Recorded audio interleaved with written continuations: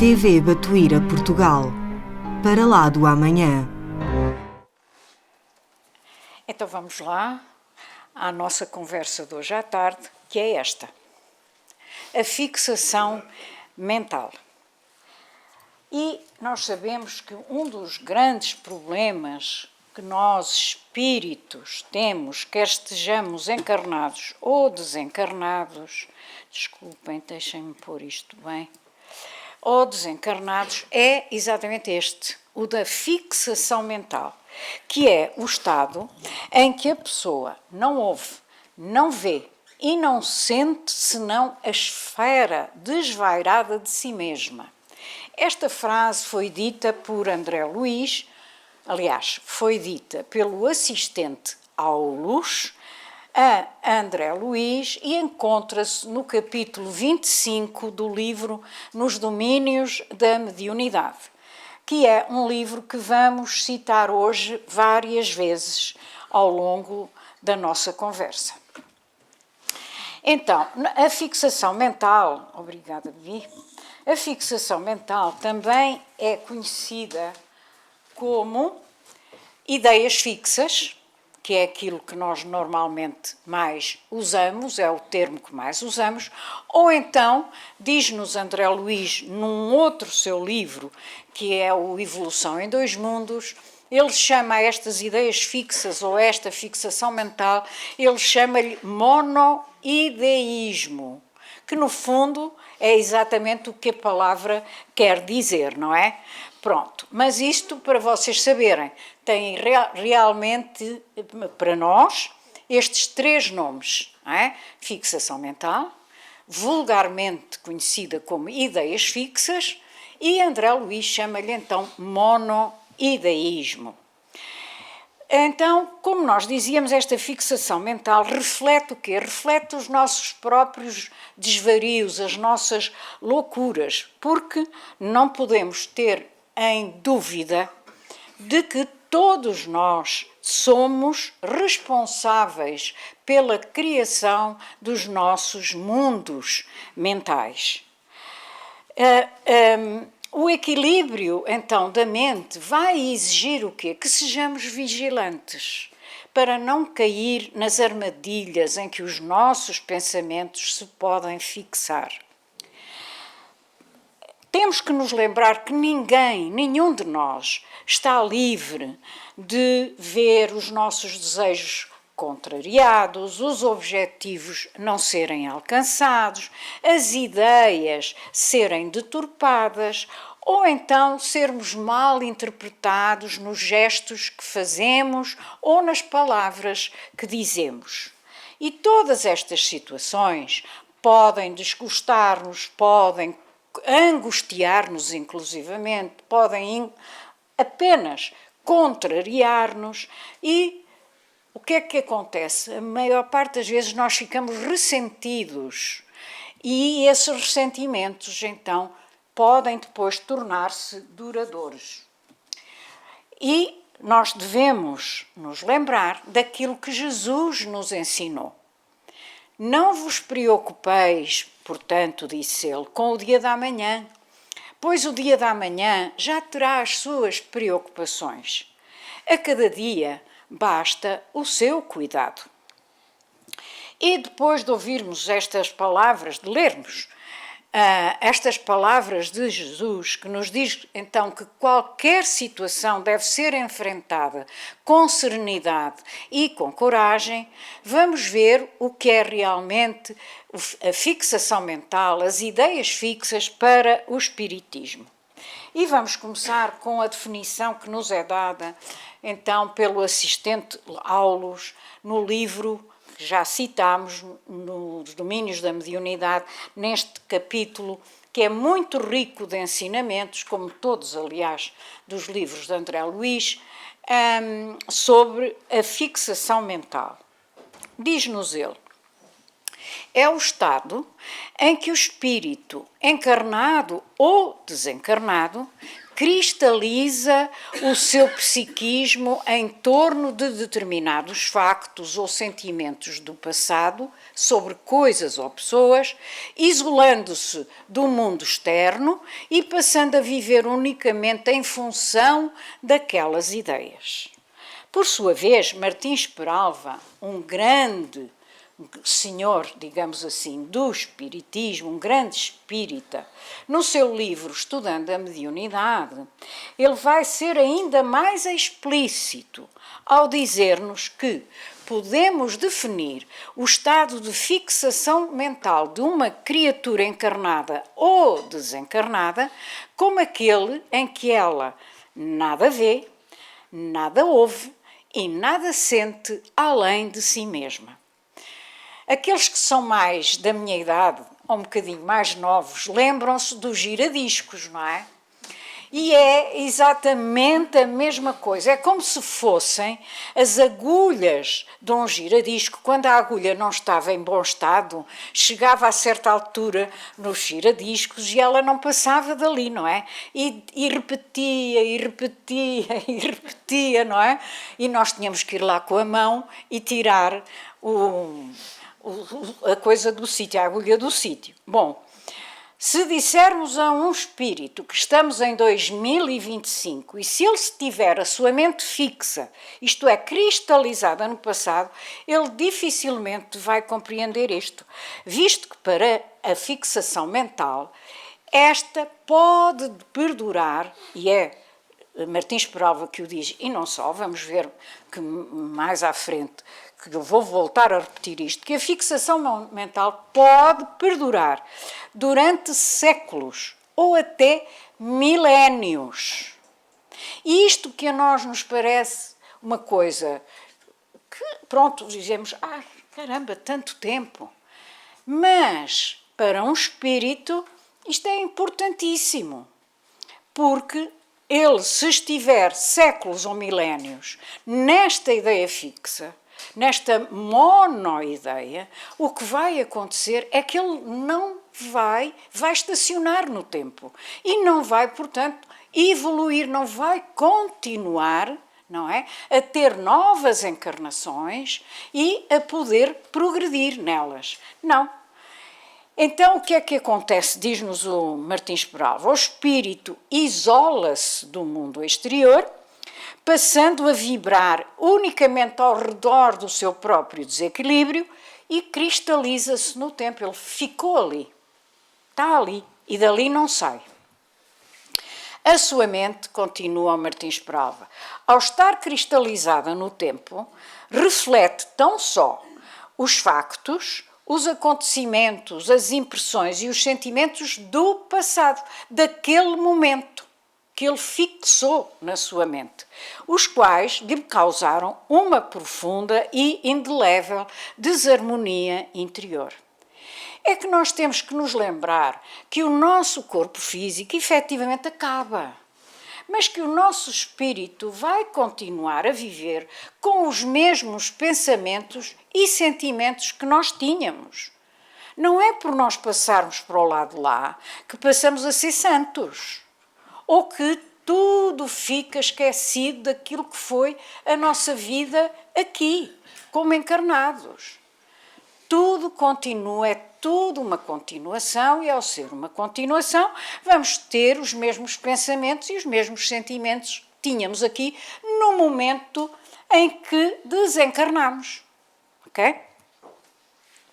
Quando, portanto, o espírito se desprende do corpo físico através da desencarnação, fica, no entanto, bastante mais impressionável, porque a matéria já não lhe amortece as sensações e as paixões já não existem materialmente. Não temos corpo físico, as paixões materialmente não existem, mas elas continuam a existir no pensamento, no nosso pensamento, desde que nós estejamos mentalmente agarrados, fixados a essas mesmas ideias, a esses mesmos pensamentos.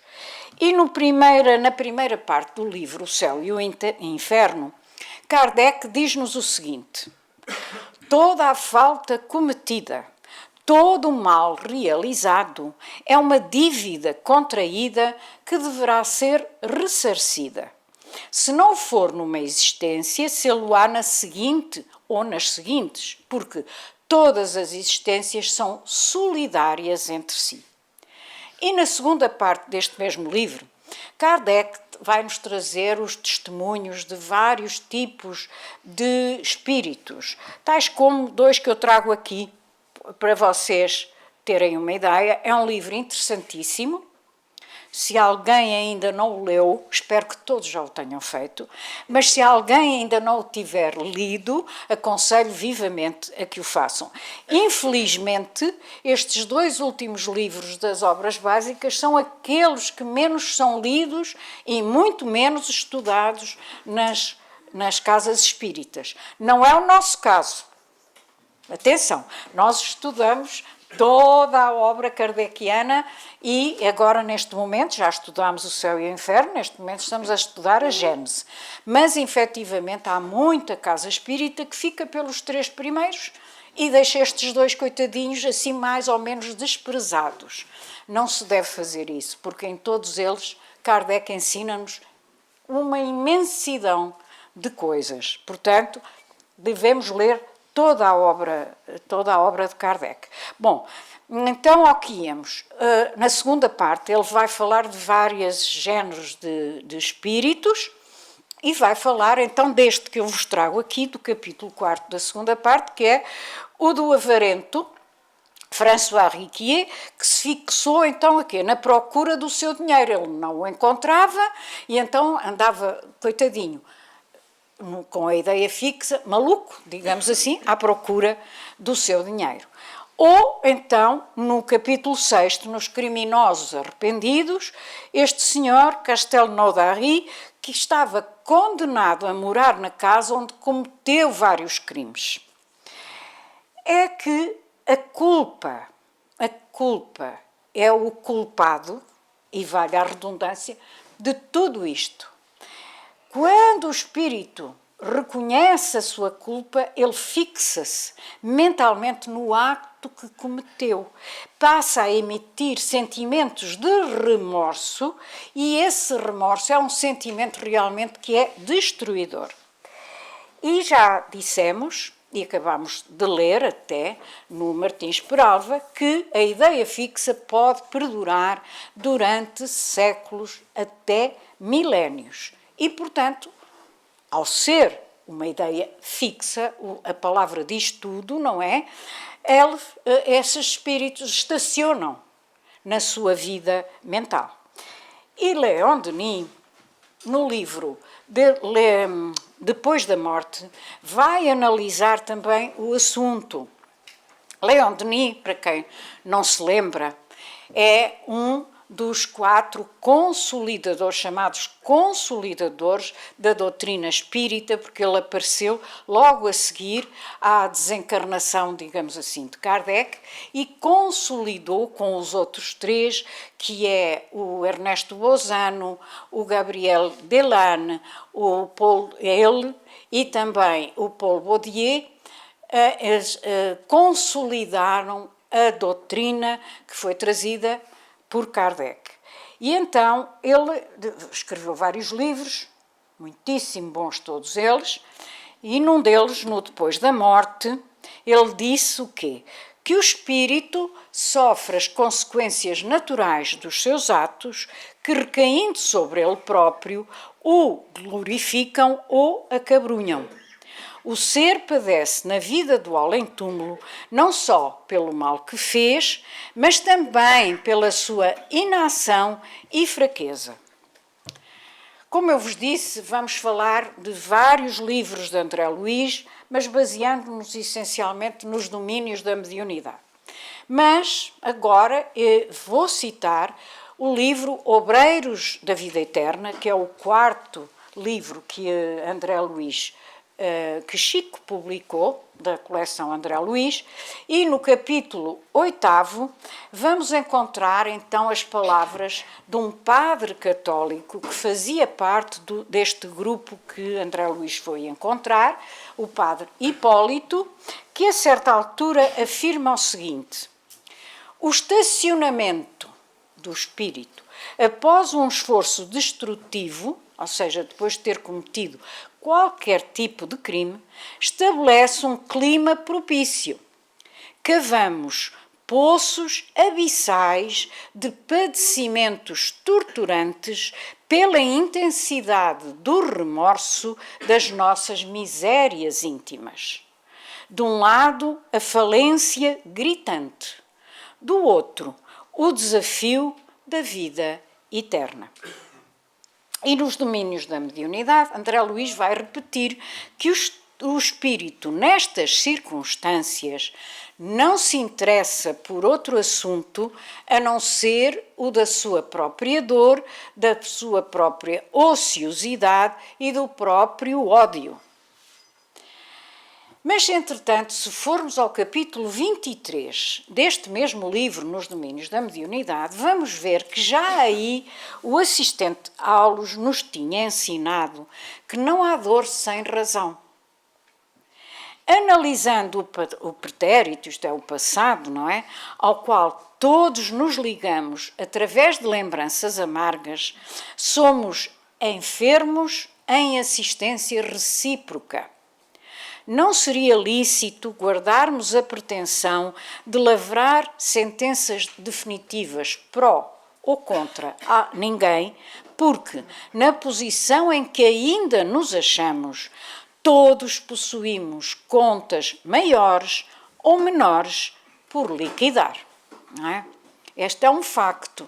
Todos vivemos num mundo ainda inferior, portanto, todos realmente possuímos contas, entre aspas, maiores ou menores por liquidar perante as leis divinas. Mas porquê é que então se dão estes estados de fixação mental, podemos perguntar-nos, que nos vão trazer tanto sofrimento a todos nós, não é? O mais importante é lembrarmos-nos da posição que ocupa o nosso mundo na classificação dos planetas. Vamos lá ver. Há, grosso modo, regra geral, Kardec classificou-os assim: primitivos, de expiações e provas, de regeneração, felizes e celestiais ou divinos.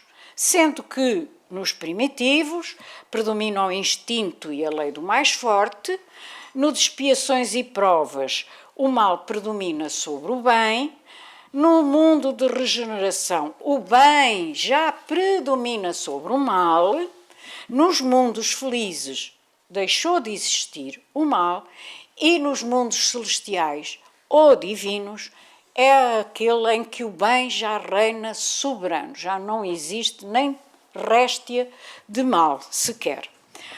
Ora, nós também já sabemos muito bem, pela doutrina, que a Terra é um mundo ainda inferior, é um mundo de expiações e provas. Então, como é que nós podemos distinguir umas das outras?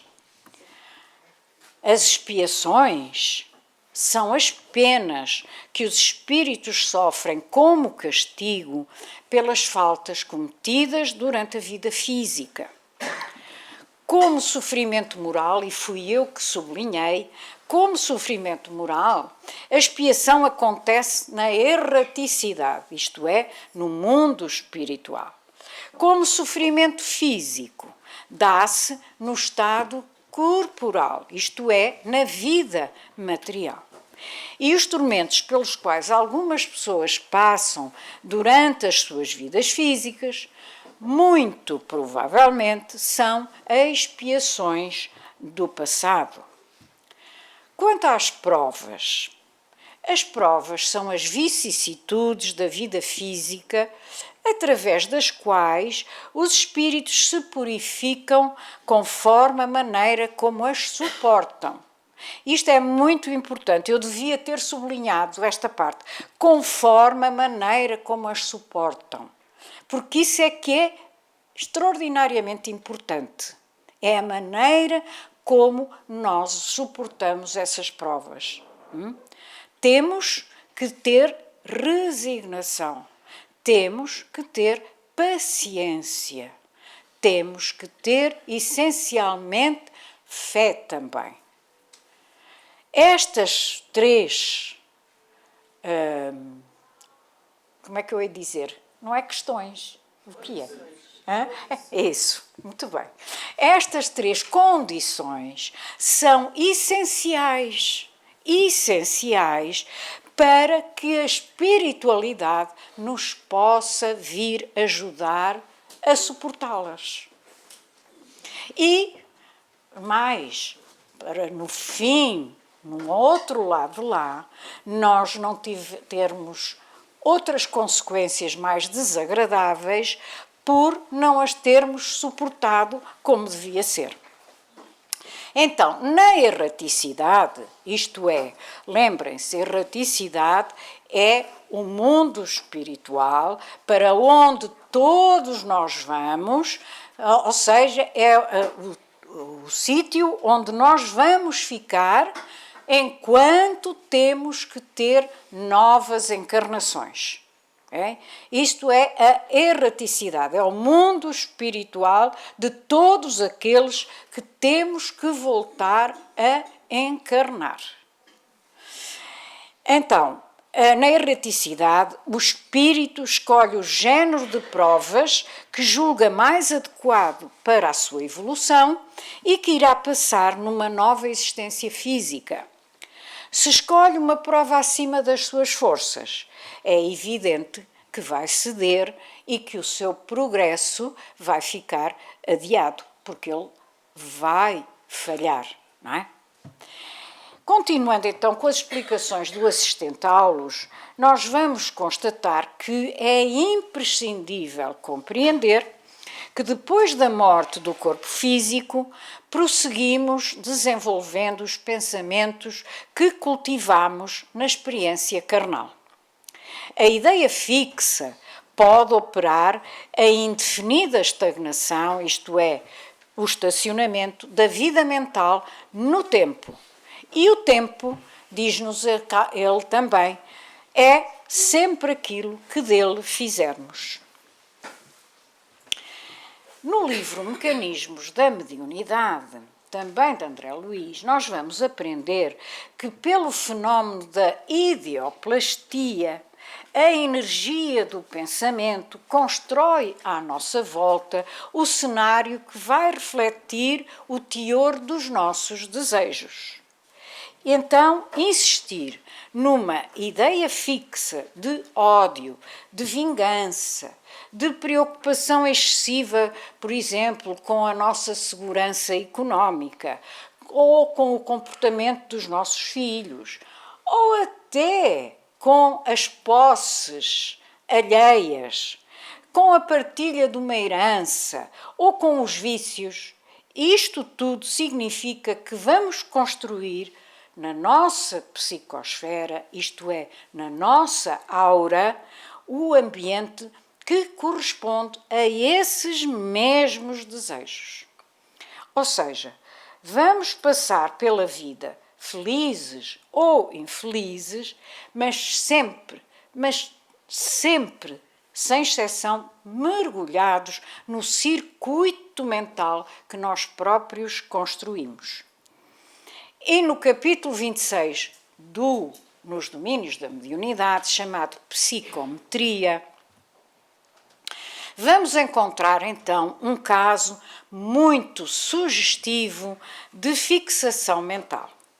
Trata-se do namoro entre um rapaz francês e uma jovem brasileira no início do século XIX, no Rio de Janeiro. E eu trouxe-vos o livro e vou-vos ler só essa parte para vocês compreenderem bem. Eles estão num museu. André, Luís, Hilário e o assistente deles, o instrutor, digamos assim, Aulus. E é Aulus que vai explicar o que é que eles estão a ver. Eles estão a ver uma jovem desencarnada que está muito próximo de um espelho. E ele diz o seguinte: este espelho, originalíssimo, era muito bonito, foi confiado à jovem por um rapaz que lhe prometeu casamento. Vejo-lhe a figura romântica nas reminiscências dela. Era filho de franceses asilados no Brasil no tempo da Revolução Francesa de 1791. Menino ainda, aportou no Rio e aí cresceu e se fez homem. Encontrou-a e conquistou-lhe o coração. Quando arquitetavam projetos de casamento, depois da mais íntima ligação afetiva, a família estrangeira, animada com os sucessos de Napoleão na Europa, deliberou o retorno à pátria. O moço pareceu desolado, mas não desacatou a ordem paterna. Despediu-se da noiva e implorou-lhe que guardasse a peça como lembrança até que pudesse voltar e serem então felizes para sempre. Contudo, distraído na França pelos encantos de outra mulher, não mais regressou. Depressa esqueceu responsabilidades e compromissos, tornando-se diferente. A pobrezinha, no entanto, fixou-se na promessa ouvida e continua a esperá-lo. O espelho é o penhor da sua felicidade. Imagino a longa viagem que terá feito no tempo, vigiando esse espelho como sendo sua propriedade, até que a lembrança viesse por fim repousar no museu. O assunto, continua André Luiz, compele-nos a refletir sobre as antigas histórias das joias enfeitiçadas. Sim, sim, ponderou o assistente, a influência não procede das joias, mas sim das forças que as acompanham. Hilário, que meditava na lição maduramente, considerou: se alguém pudesse adquirir a peça e conduzi-la consigo. De certo, atalhou o instrutor, arcaria também com a presença da moça desencarnada. E isso seria justo? Perguntou Hilário, que é o nosso amigo mais curioso dos livros de André Luiz. Aulus esboçou um leve sorriso e disse: Hilário, a vida nunca se engana. É provável que alguém apareça por aqui e se extasie à frente do objeto, disputando-lhe a posse. Quem? Perguntou Hilário, claro. O moço que empenhou a palavra, provocando a fixação mental desta pobre criatura, ou então a mulher que o afastou dos compromissos assumidos. Reencarnados, hoje ou amanhã, possivelmente um dia, virão até aqui, tomando-a por filha ou companheira no resgate do débito contraído. E depois, mais duas partes do diálogo. Mas não podemos aceitar a hipótese da jovem desencarnada ser atraída por algum círculo de cura, desembaraçando-se da perturbação de que é vítima? E a resposta do orientador: sim, isso também é possível. Entretanto, examinada a harmonia da lei, o reencontro do trio é inevitável. Todos os problemas criados por nós não serão resolvidos senão por nós mesmos. Vamos ficar por aqui. Leiam o livro, comprem o livro, porque vale a pena ir lá e voltar a lê-lo todo. Então, depois, no capítulo 25, diz-nos Aulus: a ideia fixa pode operar a indefinida estagnação da vida mental no tempo. Foi exatamente isto que nós estivemos a ver com a jovem.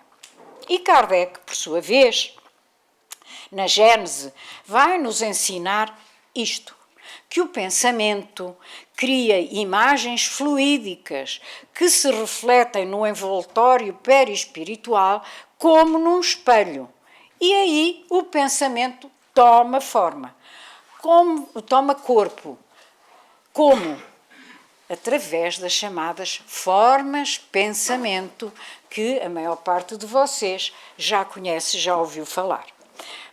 Mas eu não me vou deter agora neste aspecto das formas pensamento. Vamos continuar mesmo. Por sua vez, Emmanuel trouxe-nos no livro Roteiro uma afirmação muito importante para nós hoje, que é: os nossos pensamentos são forças, imagens, coisas e criações visíveis e tangíveis no campo espiritual. Vamos outra vez a este capítulo 25, tão rico de ensinamentos sobre a fixação mental, e vamos ver o que o instrutor Aulos nos volta a dizer.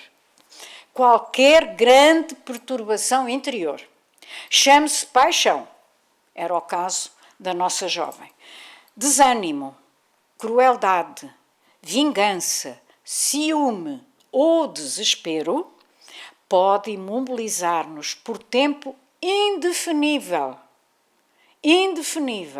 nas suas malhas de sombra, quando nos rebelamos contra o imperativo da marcha incessante com o sumo bem. Quando não nos desenvencilhamos dos pensamentos de flagelação e derrota, olhem, e eu sublinhei, através do trabalho constante pela nossa renovação e progresso, transformamo-nos em fantasmas de aflição e de desalento. Lembram-se para que é que serve, para que é que veio o Espiritismo realmente? Qual é o fim último do Espiritismo? Lembram-se? É a nossa transformação moral, é a nossa reforma íntima. É isto que ele está aqui a dizer-nos. Quando não nos desenvencilhamos dos pensamentos de flagelação e de derrota através do trabalho constante pela nossa renovação e progresso, e isso só vamos conseguir através do Evangelho, porque o Evangelho é que nos vai ensinar a reformar-nos intimamente. E foi para isso, essencialmente para isso, que o Espiritismo veio até nós. E continuando com Aulos, e quando a morte nos surpreende nessas condições, acentuando-se-nos então a experiência subjetiva, a alma, com facilidade, emaranha-se nos problemas da fixação, atravessando anos e anos, e por vezes séculos, na repetição de reminiscências desagradáveis, das quais se nutre e vive, não se interessando por outro assunto, a não ser o da própria dor, da própria ociosidade ou do próprio ódio. A criatura desencarnada isola-se do mundo externo, vibrando ao redor do desequilíbrio oculto em que se compraz. Nada mais ouve, nada mais vê e nada mais sente além da esfera desvairada de si mesma. E podemos acabar na loucura. A doutora Marlene Nobre, no seu A Obsessão e Suas Máscaras, que também recomendo muito, mas muito vivamente mesmo, diz-nos que a memória é um disco vivo e milagroso. Fotografa as imagens das nossas ações e recolhe o som de quanto falamos e ouvimos. Por intermédio dela, somos condenados ou absolvidos dentro de nós mesmos. Vejamos então um outro caso que André Luiz nos conta no capítulo 24 de outro dos seus livros que acabamos de estudar, o Ação e Reação. Este caso é de 3 irmãos. Eu sintetizei aqui. António Olímpio assassinou os 2 irmãos para apoderar-se da herança dos pais. O crime foi praticado à noitinha num lago e não foi descoberto pela polícia terrena, que considerou as mortes acidentais. Mas a cena continuou na sua cabeça durante a vida e depois de desencarnar. E o complexo de culpa faz com que ele esteja constantemente a reviver a cena. E diz ele: em meu pensamento vejo apenas o barco no crepúsculo sinistro, ouvindo os brados das minhas vítimas que soluçam e gargalham estranhamente. Ai de mim! Estou preso à terrível embarcação sem que me possa desenvencilhar. Quem me fará dormir ou morrer? Este António Olímpio, ele está recolhido num posto de socorro que é ligado à colónia, à cidade Nosso Lar, e este posto de socorro chama-se Mansão Paz. E ele, mesmo tendo sido recolhido na Mansão Paz, ele continua preso à sua fixação mental. Porque lá está aquilo que já dissemos, nestes casos, o espírito perde completamente a noção do tempo, mas completamente. E a sua mente apenas vê os factos que lhe provocam esse enorme desequilíbrio. E então é para ele como se o tempo não tivesse passado. E, como já foi dito, ele pode ficar anos, séculos, milénios nesta perturbação, sempre girando à volta dela, tal como nos ensina Aulus. Quando nos esforçamos para superar a câmara lenta da angústia, a ideia aflitiva ou obcecante corrói-nos a vida mental, levando-nos à fixação. Chegados a esta fase, o tempo como que se cristaliza dentro de nós, porque passamos a gravitar em espírito em torno do ponto nevrálgico do nosso desajuste. Portanto, quando a desencarnação nos surpreende nesta situação, que é uma situação completamente desequilibrada, pode vir, vem sempre, a fixação mental que, já dissemos e voltamos a repetir, pode durar uma eternidade.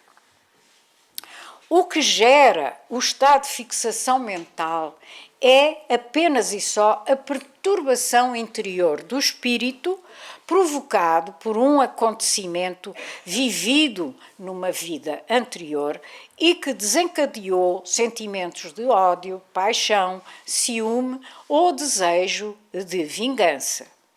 Devido, portanto, ao nível evolutivo ainda atrasado, o espírito não consegue vencer a luta contra a dor e o sofrimento e entrega-se à imobilização por tempo indeterminado, vibrando unicamente à volta desses pensamentos. E qual é, então, a consequência desta imobilização? Porque isto é muito importante que o saibamos, não é? É o adiamento do processo da evolução do nosso espírito. Quando volta ao mundo espiritual, o espírito leva consigo os mesmos pensamentos que manteve durante a existência física, ou seja, mantém-se, claro, na posição espiritual que conquistou. Tendo tido uma vida de tormentos, de rebeldia ou de desejos de vingança, o espírito volta como mais um desajustado a precisar de tratamento, estacionando nas zonas inferiores e com a perspectiva de uma reencarnação dolorosa no futuro. No entanto, Deus é tão misericordioso que nos deixa sempre uma porta aberta. E essa porta é pensarmos que pode sempre esta situação ser revertida através, exatamente como falámos há pouco, do aperfeiçoamento dos nossos sentimentos e do amolecer do nosso coração. É que o espírito não pode nem deve nunca esquecer a sua própria evolução, porque essa é a sua maior vitória num processo de regeneração. O remédio, portanto, é arrepender-se da prática prejudicial e lutar pela reparação. Olhem o que disse o apóstolo Paulo aos Filipenses. Uma coisa faço, esquecendo-me daquilo que está para trás e lançando-me para o que vem à frente, prossigo em direção à meta, para o prémio a que Deus, lá do alto, nos chama em Cristo Jesus. E é esta reviravolta, este arrependermos que faz do mal o querermos fazer essa reparação. E ela pode ser conseguida, sim, muitas vezes nas reuniões de desobsessão. Nelas, muitos, diríamos que 99,9% dos espíritos que ali vão a essas reuniões aceitam esses esclarecimentos que são dados pelos doutrinadores. Porquê? Porque eles já estão fartos do mal, estão fartos de estar sempre a reverem, através do remorso, tudo aquilo que fizeram de menos correto. No entanto, também há aqueles que se mantêm agarrados às suas ideias fixas, e muitas vezes eles são recalcitrantes a deixarem-se levar pelos benfeitores espirituais e, portanto, não se conformam. Para estes, qual é o remédio? A reencarnação compulsiva, isto é, a reencarnação obrigatória. Eles não aceitam os esclarecimentos, o que é que fazem os benfeitores? Levam-nos para a reencarnação. Então, vai-lhes ser imposta essa reencarnação, mas sempre num corpo atrasado em termos mentais. Sempre. E é o choque provocado pela entrada na carne que vai fazer com que eles se restabeleçam. E é Aulos, novamente, que nos informa sobre isto ao dizer-nos: almas recalcitrantes e inconformadas são docemente constrangidas ao retorno à batalha para que se desenvencilhem da prostração a que se recolheram.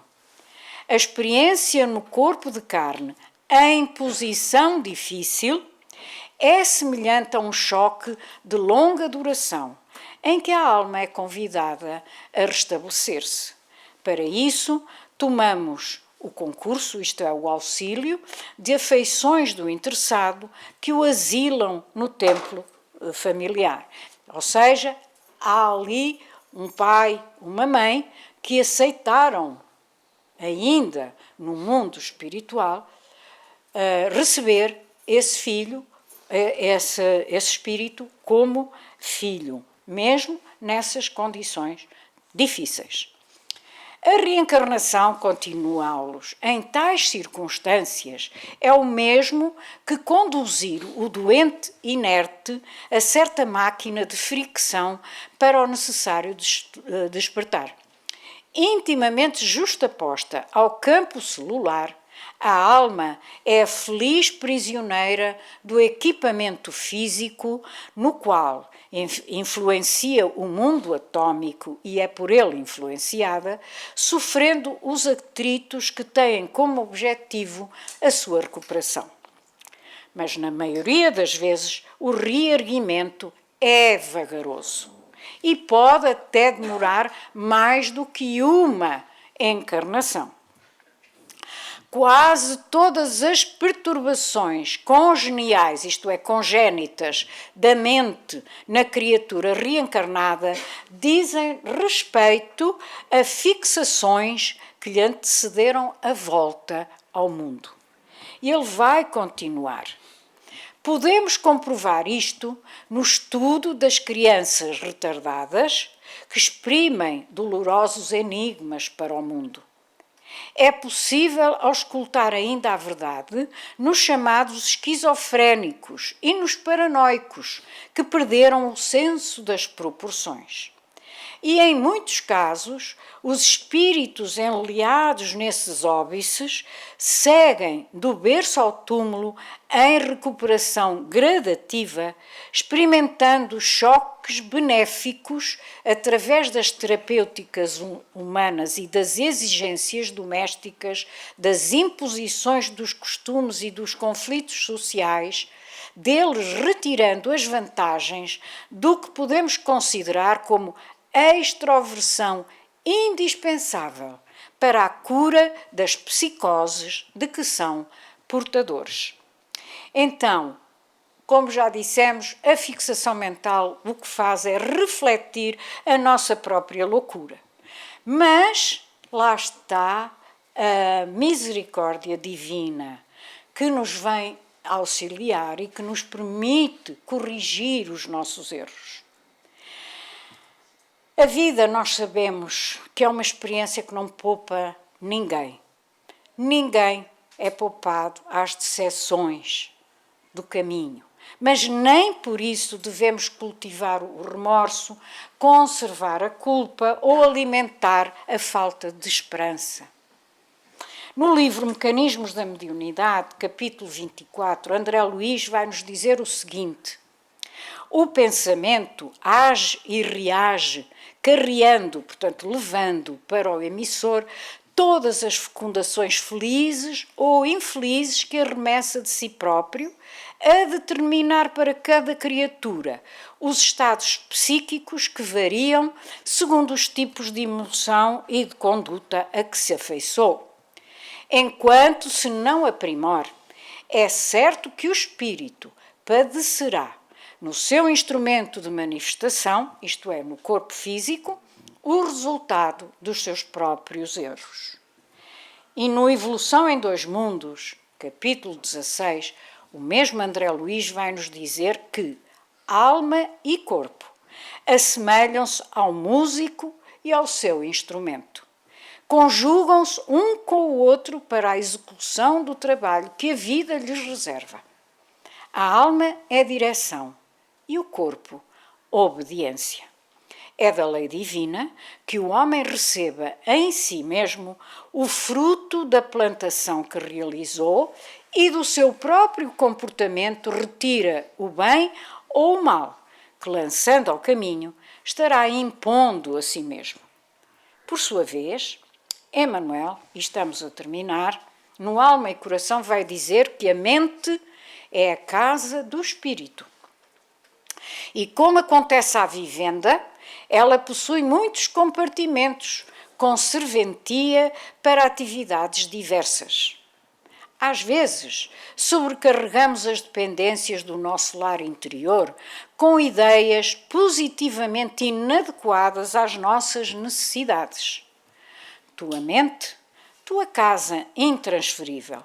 Nela te nascem os sonhos e as aspirações, as emoções e as ideias, os planos e as realizações. Dela partem as tuas manifestações nos caminhos da vida.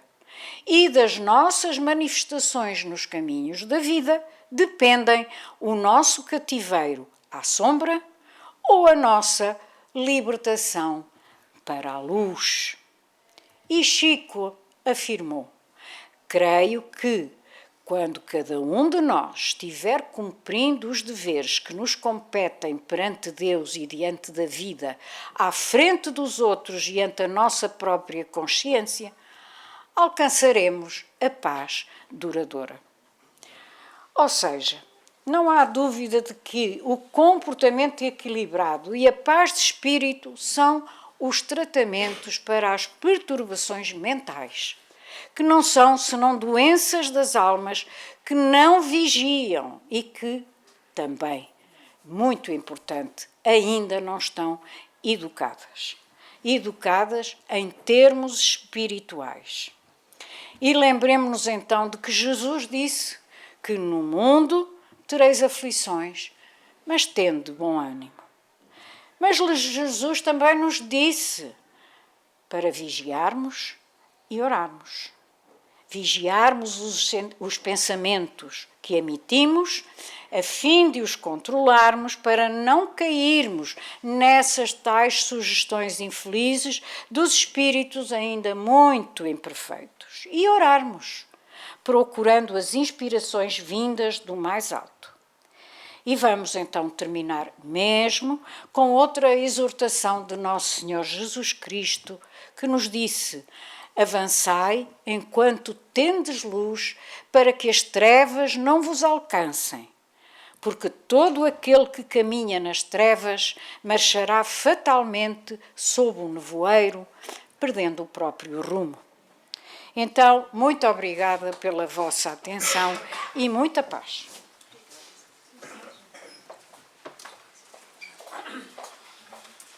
Boa tarde a todos. Relativamente a isto, é engraçado porque eu estive no andar de cima com as crianças, numa das salas, e o tema de hoje foi o homem de bem. Eles estão há 6 aulas, porque é um tema muito extenso, as crianças têm muitas dúvidas a falar sobre o autoconhecimento, e hoje foi a moral e o homem de bem. E elas hoje aprenderam, porque hoje era só mulheres, como é que nós podemos nos tornar homens de bem. E vai muito em contra isto, que é como é que nós podemos vigiar as nossas ações e os nossos pensamentos, através daquilo que nos diz Santo Agostinho, na questão 919, nós fazermos uma autoavaliação diária daquilo que nós fizemos no dia a dia. Nós fazemos esta avaliação, nós vamos percebendo aquilo que nós temos de menos bom a trabalhar, aquilo que já temos de bom e enaltecer isto. Para quê? Para que possamos corrigir os erros, não cair nesta fixação que muitas vezes, grande maioria das vezes, nos atrapalha e, acima de tudo, caminhar para o amor, que foi esse evangelho de amor que Jesus nos ensinou. E, no final de tudo, é o amor que cobre uma imensidão de pecados. E nós vemos muito isso, a Rosarinho falou da questão das reuniões de obsessão, destas reencarnações compulsivas. Eu lembro-me do Sr. Orlando, quando vinha um espírito mais difícil e que ele era reencaminhado para isso. Ele tinha uma expressão que eu achava deliciosa, porque exemplifica isto, aquele amor que nós, aqui na Terra, que é o mais puro que nós temos ainda. Ainda está muito longe do amor que Jesus nos ensinou, mas que para lá caminha, que é, ele dizia assim: tu agora vais para um colo de uma mamãe. Então isto mostra-nos que é o amor que vai ajudar todos nós, mas principalmente esses nossos irmãozinhos que estão tão reticentes em seguir em frente. E uma das grandes maravilhas da doutrina espírita é sabermos que ninguém fica para trás, ninguém fica desamparado. Demora o tempo que demorar, Deus vai estar sempre à nossa espera, para quando nós assim quisermos, Ele nos ajudar. E quando nós não quisermos tanto, Ele vai ajudar de outra maneira, mas a ajuda faz-se sempre presente. Isso é tão bom nós sabermos que, apesar das nossas dificuldades, eles vão estar lá para nos ajudar. Muitas vezes nós queremos, muitas vezes nós não queremos. E essas dores que nós achamos que são mal na nossa vida, são essa ajuda que se faz presente, é esse amor. E como os pais nós sabemos disso. Há muitas coisas que as crianças acham que é o pior que lhes pode acontecer, que nós sabemos que é o nosso amor a ser posto em prática para os tornar mulheres e homens de bem. Então, se nós com a nossa imperfeição já assim, agimos assim, Deus, nosso Pai, não poderia agir de outra maneira. Eu acho que isso é a coisa mais maravilhosa que nós temos, é podermos aprender que isto existe, ter esta consciência. Porque há tanta gente lá fora que não a tem, que ainda não tem acesso a esse conhecimento. Então vamos agradecer por termos este conhecimento, por podermos aprender mais, fazendo a nossa prece, como sempre, no final. E levando o nosso pensamento até ao mais alto. Até vós, nosso querido Pai. Até Jesus, nosso irmão maior. Aqui nos encontramos, agradecidos por esta oportunidade, por este presente que é esta nossa encarnação, de podermos corrigir os erros do passado, trabalhar os vícios que ainda trazemos, limando-os e pouco a pouco fazendo com que eles desapareçam e que as virtudes floresçam através da água, do trabalho, do amor, da vontade de sermos melhores a cada dia que passa, de darmos todo o nosso amor àqueles que se encontram ao nosso redor, de podermos aprender com esta doutrina bendita a escolher qual o melhor caminho para cada um de nós e, acima de tudo, a aprender que nós temos todas as condições para ultrapassar qualquer que seja a dificuldade que nos seja apresentada, desde que tenhamos confiança em Deus nosso Pai, fé e, acima de tudo, que queiramos seguir o caminho ultrapassando os obstáculos. Queremos agradecer a todos os amigos espirituais que nos ajudam diariamente, aqueles desta casa que abriram estas portas para nos acolher com todo o amor,